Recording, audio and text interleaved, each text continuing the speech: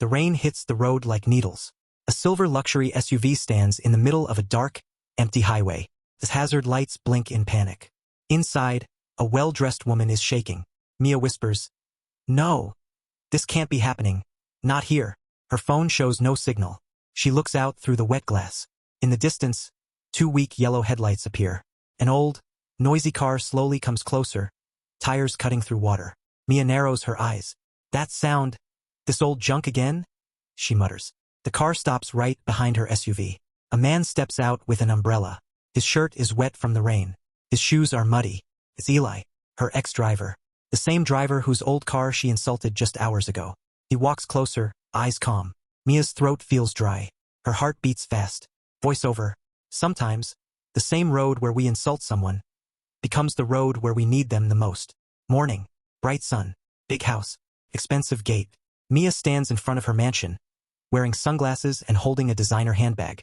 A sleek black SUV waits at the gate. Beside it stands Eli, mid-40s, in a simple, clean uniform. His hands are a little rough, but he stands with respect. Next to the SUV is a small, old, faded blue car. Paint is peeling. One side has a small dent. Mia's friend Grace arrives in her own shiny car. Grace laughs. "Wow, Mia. Your house looks like a movie set." Mia smiles proudly. "Only the best." Then Grace looks at the old blue car and frowns. Whose trash is that?" she asks, pointing. Mia turns, sees the car, and her face changes.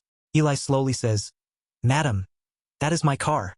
Mia stares at him like he just told a joke. "Your car?" she repeats. Eli nods, a little shy. "Yes, madam. I bought it used. It's old, but it still runs well." Grace covers her mouth and giggles. "Mia, your driver drives this thing?" she says. "It looks like it came from a junkyard." Eli looks down at the ground. His fingers hold his car key tightly. Mia feels embarrassed in front of her friend. Her pride burns hotter than the sun. She steps closer to Eli. "Why did you park this garbage in front of my house?" she snaps. "Do you want my neighbors to think I live with poor people?" Eli's eyes widen. "Madam, I'm sorry. There was no space outside the gate. I will move it right now." Mia rolls her eyes. "Oh, you will move it," she says. "In fact, you can move it and never bring it back here. I don't want to see this ugly scrap in front of my house again. Ever." Grace laughs louder. "You're right, Mia. This car is a joke." Eli's lips tremble. "Madam, this is all I have. I used it to pick up my son from school. I saved for years to buy it." Mia shakes her head. "Not my problem. You work for me." "You should look like you work for me," she says coldly. "If you can't even afford a decent car, maybe you don't belong here." Those words hit Eli like a slap. He swallows hard. His eyes shine, but he forces the tears back. "Madam, I do my best," he says softly. "My salary. It goes for my son's fees, medicine for my mother, and rent. The car is old, but it's safe. I keep it in good condition." Grace smirks. "Safe? It looks like it will break just from a strong wind." Mia folds her arms. "That's it, Eli. I'm tired of your excuses," she says. "You always talk about your poor life. Your car, your problems. I don't want to hear it." She leans closer and whispers with a cruel smile. "People driving cars like that should not be in front of houses like mine." Eli looks up at her.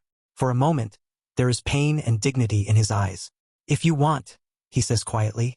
"I will resign, madam." Mia waves her hand. "Good. You're fired," she says. "Leave the keys. Take your junk car and go." Grace whispers, "Savage." Eli's hands shake as he places the SUV keys in her hand. He walks slowly to his old blue car.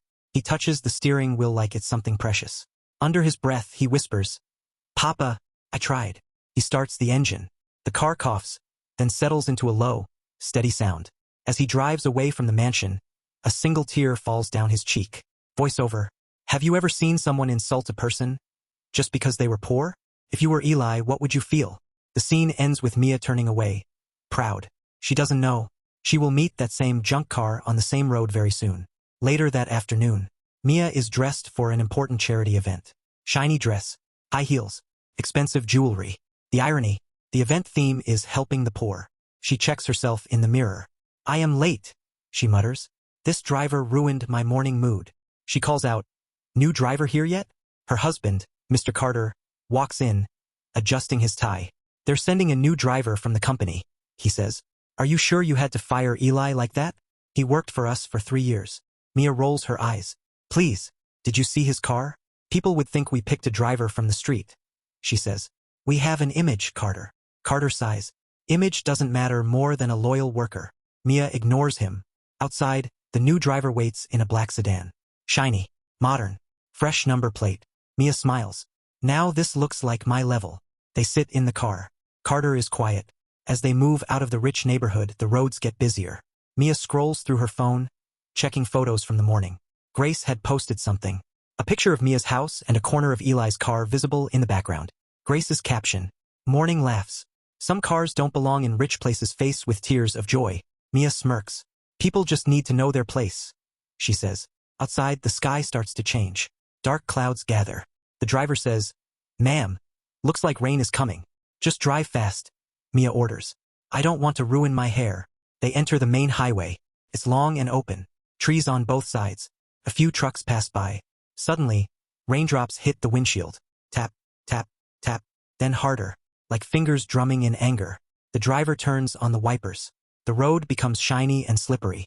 A few kilometers ahead, there is some traffic. Red brake lights. A small line of cars. Why are we slowing down? Mia asks. Looks like an accident ahead, ma'am, the driver says. Or maybe a breakdown. She groans. Ugh, I don't have time for this. They move slowly with the line. Mia looks out in boredom, then freezes. Up ahead, on the side of the road, she sees a very familiar shape. A small, old, faded blue car. Eli's car. Her heart skips. No way, she whispers. As they drive closer, Mia sees it clearly. The same dent. The same color. Parked safely on the side, hazard lights blinking. But something more is happening. Next to the car, a little boy is standing under an umbrella, holding a school bag. Eli is checking the car's tires and engine, making sure everything is okay in the heavy rain. The boy looks up at him and says, Abba, will your car be okay? Eli smiles gently, though his clothes are getting wet. Yes, Adam. Old things can still be strong, he says softly.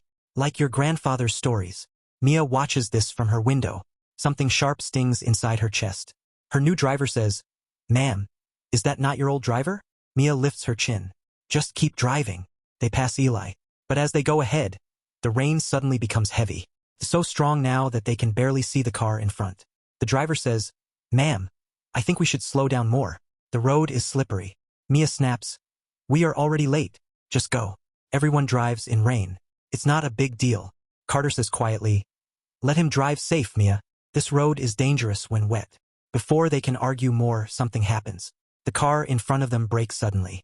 The driver hits the brakes hard. Tires scream on the wet road. The sedan skids sideways. The back of the car shakes. The whole world tilts for a second. Mia screams. Watch it, she shouts. The car stops just inches away from hitting the vehicle in front. Her heart is pounding. Hands shaking. Breath fast. Behind them, a heavy truck is coming. Fast. His horn blasts through the rain. Beep. The truck tries to slow down, but the road is too wet. It starts to slide. Carter looks back in fear. This truck is not stopping. The driver says, Ma'am, we're stuck. There's no space to move forward or left. If it hits us from behind. Mia's mind fills with one cold word. Danger. Voiceover. On that same road, where Mia laughed at an old car, her life is now standing one wet second away from disaster. The truck comes closer. The sedan can't move. The scene cuts here. The sound of the truck's horn echoes. The truck's headlights grow larger in the rearview mirror. The horn screams again. Water sprays everywhere. Mia's voice shakes. I don't want to die. I don't want to die. Everyone hold tight, the driver shouts. But there is no space. No exit. Cars in front. Barrier on the side. Then suddenly, a loud honk from the side. A small blue car speeds into the lane next to them, cutting in just behind their sedan, just in front of the truck. Eli's car. He turns the wheel hard, using his car as a shield, blocking the truck's full force from slamming directly into the sedan. The truck hits Eli's car from behind with a heavy thud. The blue car shakes violently, but because it's already angled and moving, it absorbs most of the impact, sliding sideways and stopping against the barrier. The sedan shakes a little but doesn't get crushed. Inside Mia's car, everyone is shocked, but alive. Mia is breathing fast. Her hands cover her mouth. Tears mix with rain on her cheeks. The truck finally stops. The road goes silent, except for the rain. Carter yells, Is everyone okay? The driver nods, shaking. Mia whispers, What just happened? She looks through the wet glass. There, against the barrier, is the old blue car. The back is dented even more now. Steam rises from the engine. One headlight is broken. The door opens slowly. Eli steps out, limping a little but still standing. His son Adam is inside. Scared but okay. Mia's chest tightens. No, she says softly. Why would he? Carter says. He just saved us. They all step out into the rain. Mia's heels slip on the wet ground. She almost falls, but she doesn't care. She runs toward Eli. He looks at her with tired eyes. Are you all right, madam? He asks. Madam. He still calls her that. Mia stares at him, shocked. Why you put your car in front of the truck, she says. You could have died. Why would you do that after what I said to you? Eli wipes the rain from his face. There was no time to think, he says. I saw the truck sliding. I saw your car stuck. I had to do something. He looks back at his car. This old car has saved my family before, he says softly. I believed. Maybe it could save someone else again. Mia frowns. Again. Adam slowly steps out of the car, holding his school bag. His hands are shaking. Abba, you're back, he whispers. Eli pats his son's head gently. I'm fine, Adam, he says. Don't be scared. Mia looks at Eli, then at the damaged car. She remembers her own words from the morning. People driving cars like that should not be in front of houses like mine. Shame hits her like cold water.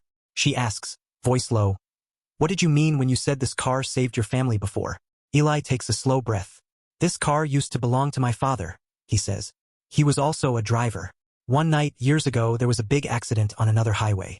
He used this car to pull a family out of danger. He drove them to the hospital in time. The doctor said they would have died if he hadn't reached there. He looks at the car with sad respect. Later that same year, my father passed away. Eli continues. We kept his car. It's old now, but it's like a part of him is still protecting people. Mia's eyes fill with tears. She sees the car in a different light now. Not as junk, not as trash, but as a hero on wheels. She steps closer to Eli. Her voice breaks. Eli, I'm so sorry. He stays quiet. The rain softens a little. Mia's shoulders shake. This morning, I insulted your car. I insulted you. I fired you in front of my friend. I acted like you were less than me. She looks down at the wet road. I was wrong, she whispers. Terribly wrong. Carter stands behind her, watching silently. There is both sadness and relief in his eyes. Eli looks at Mia for a long moment. Words can hurt, madam, he says slowly. But today, I didn't think about that. I just saw people in danger. Adam looks at Mia, innocent eyes full of confusion. Did my Abba really lose his job because of our car? He asks quietly. That question cuts deeper than any insult. Mia kneels down in front of Adam. Her knees touch the wet road. She says, yes, because of my pride. Your Abba lost his job. And I am deeply sorry. Tears fall freely now. I was so busy thinking about looking rich that I forgot how to be a human, she says. If your father hadn't risked his life just now, I don't know what would have happened to us. She turns to Eli again.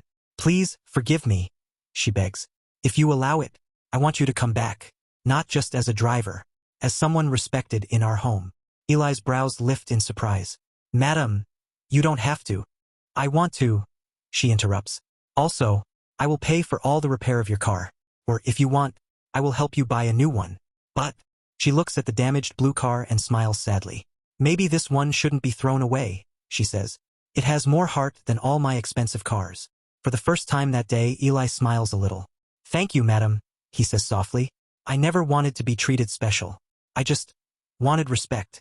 Mia nods. You will have it, she says. From now on in my house, no one will laugh at someone for being poor. Not ever again. Carter steps forward and puts a hand on Eli's shoulder. You saved my family today, he says. You're not just a driver. You're our friend. Adam smiles shyly. Does that mean my Abba gets his job back? He asks. Carter laughs lightly. Yes, if he wants it. Eli looks at his son, then at Mia and Carter. He nods slowly. Yes, he says. I will come back, but this time, I will also bring my own condition. Mia wipes her tears. Anything, Eli says. Promise me that in your house, no one will be judged by their car, clothes, or money, only by their heart. Mia places her hand over her chest. I promise, she whispers. The camera pulls back. The old blue car stands quietly on the side of the wet road. Its body is damaged, but its purpose is stronger than ever. Voiceover. On the same road where Mia's pride was driving fast, life pressed the brakes, and an old, useless car became the reason she was still breathing. As they all move slowly back to their vehicles, Mia turns one last time to look at the blue car. She murmurs to herself, Rich is not the one with the best car, but the one with the best heart. Voiceover to the viewers. Never judge someone by their car, their clothes, or their money. The person you laugh at today might be the one who saves you tomorrow. Have you ever seen someone insult a poor person like this in real life? If you were Eli on that road, what would you do?